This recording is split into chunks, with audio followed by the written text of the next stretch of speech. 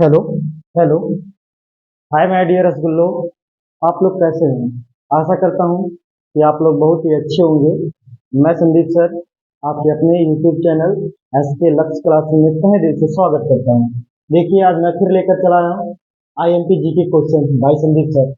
ये भारत की कुछ प्रमुख क्वेश्चन है और अनुच्छेद लेकर आया हूँ। दो टाइप का क्वेश्चन है, अनुच्छेद से और भारत से। दो चीजों से क्वेश्चन बना कर लेकर आया हूँ, जो कि 7 क्वेश्चन है आप लोग को अभी यहाँ बताया जाएगा। उससे पहले मोटिवेट हम लोग बोले कि जब मोटिवेट रहेंगे तभी पढ़ाई में भी दिल अच्छा लगेगा, हमारा भी और आप लोग का भी। तो एक मोटिवेशन क्वेट है आप लोग के लिए। ना संघर्ष ना तकलीफ तक खाग मजा है जीने में। ना संघर्ष ना तकलीफ तक खाग मजा है जीने में। बड़े बड़े तूफान थम जाते हैं जब आग लगी है सीने में। जब आग लगी रहेगी सीने में तो कितना भी बड़ा तूफान रहेगा तो उसे क्रैक कर जाएंगे, पार कर ले जाएंगे, है ना। यहाँ तक कि कोई भी एग्जाम रहेगा, एग्जाम को तोड़ सकते हैं मोटिवेट होकर। और डेली अगर काम करते हैं, जीके क्वेश्चन याद करेंगे और अपना हर तरह से देखेंगे, तो हो सकता है कि आप कोई भी एग्जाम बेटा क्रैक कर सकते हैं। आइए हम लोग देर ना कर कर अपनी छोटी सी लेक्चर को आगे बढ़ाते हैं। देखिए, भारत की आकृति कैसी है, मतलब कहना चाह रहा है ये जो भारत हमारा देश है, ये आकृति में कैसा है। भारत की अगर आकृति की बात करें बेटा तो कैसा है, तो इसका आंसर हो जाएगा, आप लोग गेस करेंगे, इसका आंसर चतुष्कोणीय होगा।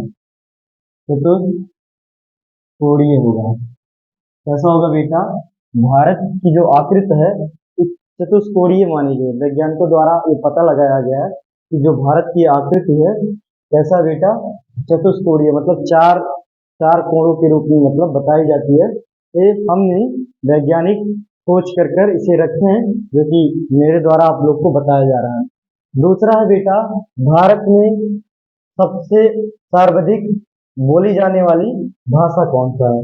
मतलब ये कह रहा है कि भारत में सबसे अधिक बोली कौन जाती, भाषा कौन सी बोली जाती है। तो आप लोग गेस कर सकते हैं जो कि बोली जाती है। इसका आंसर क्या हो जाएगा बेटा? हिंदी। ये इसका आंसर हो जाएगा हिंदी। भारत में सबसे अधिक भाषा की प्रयोग की जाती है तो हम लोग हिंदी बोलते हैं, हिंदी भाषा का उपयोग करते हैं। ये हिंदी है आपका, हिंदी भाषा का उपयोग करते हैं। मतलब सबसे अधिक भारत में देखा जाए बेटा तो भारत में सबसे अधिक बोली जाने वाली जो भाषा है आपका कौन सा है? हिंदी है। अगला है, नेक्स्ट क्वेश्चन है, भारत में सबसे सबसे बड़ी जनजाति कौन है। बेटा, भारत में सबसे बड़ी जनजात, ये जनजात के बारे में पूछा जा रहा है। भारत में सबसे बड़ी जनजात कौन सा होता है? गोंड ना। इसका आंसर हो जाएगा गोंड, जो कि कहाँ है बेटा? मध्य प्रदेश में। मध्य प्रदेश में। ये आप लोग कुछ जीके के क्वेश्चन याद रखेंगे। भारत में सबसे बड़ी जनजाति कौन है बेटा? गोंड जनजाति, है ना। गोंड एक जनजाति है जिसे बताया जाता है कि भारत में सबसे बड़ी जनजाति कौन सा है? गोंड, मध्य प्रदेश, वो भी MP में, बोले तो MP में है। गोंड एक जनजाति का नाम है, तो वहां पाया जाता है। अगला है आपका क्वेश्चन, भारत क्षेत्रफल की दृष्टि से विश्व में कौन सा स्थान है? कौन सा स्थान है? मतलब बताया जा रहा है जो भारत हमारा देश है बेटा, भारत पहले के जमाने से भी लोग कहते आ रहे हैं कि भारत एक सोने की चिड़िया है, और आज भी सच बताया जाए कि भारत सोने की चिड़िया है। हर कोई आया लूट कर इसे ले गया, लेकिन ये भारत एक खजाना है कि आप इसे निकालते कितना भी चले जाएंगे लेकिन ये खत्म होने वाला नहीं है। तो देख सकते हैं भारत क्षेत्रफल की दृष्टि से बेटा विश्व में कौन सा स्थान है? इसका आंसर होगा 7वां। विश्व में 7वां स्थान है भारत क्षेत्रफल की दृष्टि से। विश्व में कौन सा स्थान है बेटा? 7वां स्थान है। अब ये तो भारत की रही बात। अगला हम लोग देखते हैं बेटा कि अनुच्छेद अब आता है पॉलिटिकल साइंस से, जो कि राजनीतिक शास्त्र से।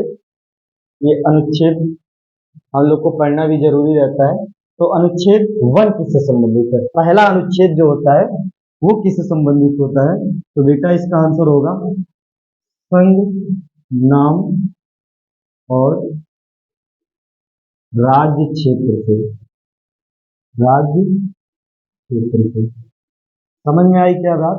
संघ, नाम और राज्य क्षेत्र से अनुच्छेद एक जो है आपका बिलोंग करता है, माने अनुच्छेद एक संबंधित किससे बेटा, संघ नाम और राज्य क्षेत्र से।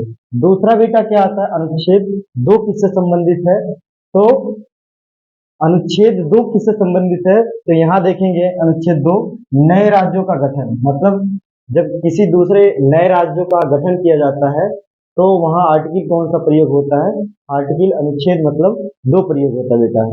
तो यहाँ आंसर क्या हो जाएगा, नए राज्यों की गठन, यहाँ मैं लिख दे रहा हूँ नए राज्यों की गठन, गठन सॉरी नए राज्यों की गठन।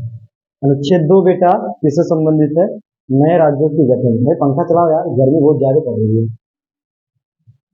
देख सकती हो बहुत ज्यादा गर्मी पड़ रही है, तब भी आप लोग का क्लास चल रहा है, लिया जा रहा है। तो अनुच्छेद समझे भाई, अनुच्छेद दो किससे संबंधित है, नए राज्यों की गठन, नए राज्यों की गठन अनुच्छेद दो संबंधित है। आखिरी और लास्ट क्वेश्चन है बेटा, अनुच्छेद 12 से 35 किससे संबंधित है, ये अनुच्छेद 12 से 35 किससे संबंधित है, तो इसका आंसर हो जाएगा, नहीं तो या मैं आंसर बताऊं या तो आप गेस कर कर कमेंट बॉक्स में रखना चाहें तो बताएं।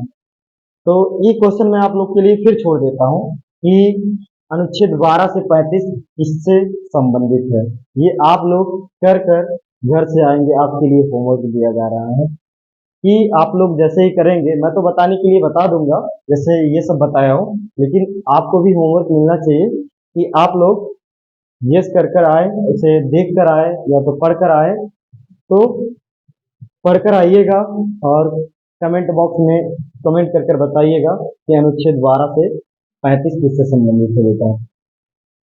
आज का लेक्चर यहीं समाप्त करते हैं, धन्यवाद।